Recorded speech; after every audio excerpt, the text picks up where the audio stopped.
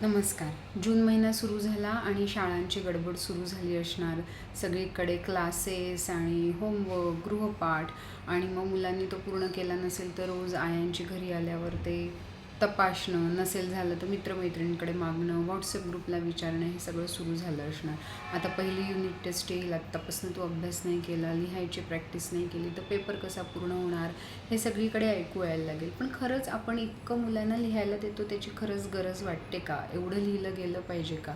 लिहिता येणं हे गरजेचं आहे परीक्षेच्या दृष्टीने, अगदी मान्य. पण रोज त्याच्यासाठी एवढी मेहनत घेऊन लिहिणं हे आवश्यक आहे का? माझा मुलगा जेव्हा ज्युनियर सिनियर के जीला होता, मोठा मुलगा, तेव्हा त्याला खूप लिहायला द्यायचे असं मला वाटायचं की ते खूप जास्त आहे त्या वयाच्या मानाने.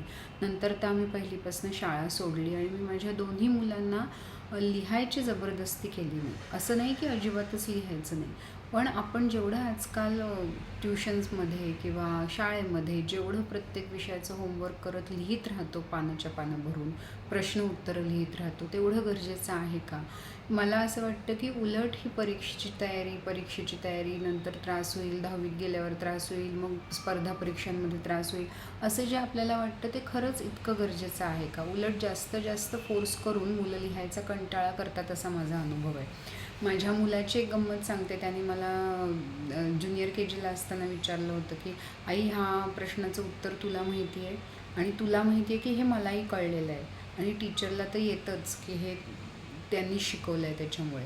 मग सगळ्यांना माहिती आहे तर आपण हे परत परत का लिहितो? आणि मला खरंच हसू आलं, कारण त्याच्या त्या वयाला एवढं लिहिण्याची गरजच मला तेव्हा वाटली नाही. नंतर आम्ही होमस्कूलिंग करताना तर एवढं प्रेशर लिहायचं त्याला कधीच दिलं नाही. आणि माझ्या दोन्ही मुलांच्या बाबतीतला अनुभव असा की खूप जास्त सतत लिहिण्याची जबरदस्ती न करताही आणि खूप प्रॅक्टिस न करताही त्या दोघांना कधीही परीक्षेत अडचण आली नाही आजपर्यंत.